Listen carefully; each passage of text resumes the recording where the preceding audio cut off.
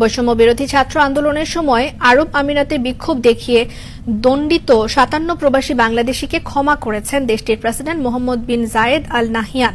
তাদের শীঘ্রই দেশে পাঠানো হবে বলে প্রধান উপদেষ্টা ড মোহাম্মদ ইউনূসকে জানিয়েছেন। মঙ্গলবার রাষ্ট্রীয় অতিথি ভবন যমুনায় সম্পাদকদের সঙ্গে বৈঠকে এ কথা জানিয়েছেন তিনি। গত ২০ জুলাই প্রবাসী বাংলাদেশিরা সংযুক্ত আরব আমিরাতে বিক্ষোভ করেন। এরপর ৫৭ জন বাংলাদেশিকে গ্রেফতার করা হয়। বিচারের পর এই প্রবাসীদের মধ্যে কারো ১০ বছর, কারো ১১ বছর, এমনকি কারো কারো যাবজ্জীবন কারাদণ্ড হয়েছে।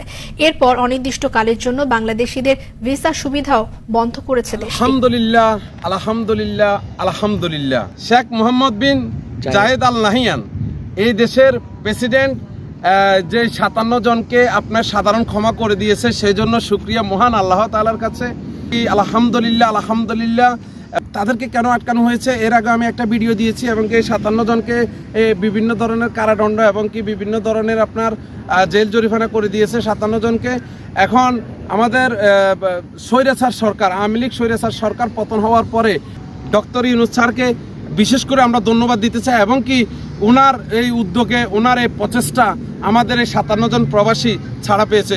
সেই জন্য আমি বলবো ১,৩৫,০০,০০০ প্রবাসী যারা আছেন তারা অন্তত পক্ষে এই আমাদের ডক্টর ইউনূস সাহেবের সাথে অবশ্যই সহমত করবেন এবং কি বাংলাদেশের রেমিটেন্স পাঠাবেন। সবচেয়ে আনন্দের বিষয় হচ্ছে যে ৫৭ জনকে যেভাবে রেহাই করে দিয়েছে এবং কি আপনার এই সুযোগটা দিয়েছে, এতে আমরা অনেকটাই গর্বিত। না হলে আসলে তাদের জীবনটা কিভাবে যেত এবং কি হতো সেটা আমরা কখনো বলতে পারতাম না। তবে কবে নাগাদ তাদেরকে বাংলাদেশে পাঠাবে সেই বিষয় নিয়ে কিন্তু আসলে কাজ চলতেছে এবং কি কার্যক্রম হচ্ছে। যে কোনো মুহূর্তে কিন্তু তাদেরকে বাংলাদেশে পাঠিয়ে দিতে পারে। অবশ্যই সেটা আপনারা জানতে পারবেন এবং কি কবে কখন তাদেরকে দেশে পাঠায়।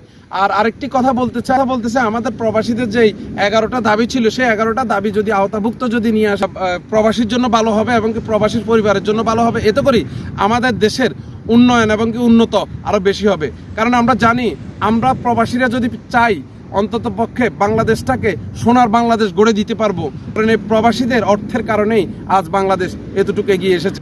যখন স্বৈরাচারের বিরুদ্ধে যখন আন্দোলন করেছিল ছাত্র জনতা, তখন কিন্তু তাদের সাথে একমত হয়ে এই প্রবাসীরা কেউ আন্দোলন করেছে, কেউ আবার রেমিটেন্স বন্ধ করে দিয়ে আন্দোলন করেছে। আজ সেই স্বৈরাচার সরকার পদত্যাগ করে বাংলাদেশ ছেড়ে ইন্ডিয়াতে অবরত আছে। তো একটি কথাই বলবো অবশেষ, যে আমাদের বর্তমান সরকার ডক্টর ইউনূস উনি যেই উদ্যোগগুলো প্রবাসীদের জন্য নিছে সেটাতে আমরা অনেক সন্তুষ্ট এবং কি আলহামদুলিল্লাহ। আর এই ৫৭ জন প্রবাসীকে মুক্তি করে বাংলাদেশে অতি দ্রুত নেওয়ার আমরা দাবি জানাচ্ছি, এবং কি যাতে করে তাদেরকে অতি দ্রুত বাংলাদেশে পাঠিয়ে তাদের একটা কর্মসংস্থানের ব্যবস্থা করে দেয়, যাতে করে তাদের ফ্যামিলিটা অন্ততপক্ষে ভালোভাবে চলতে পারে।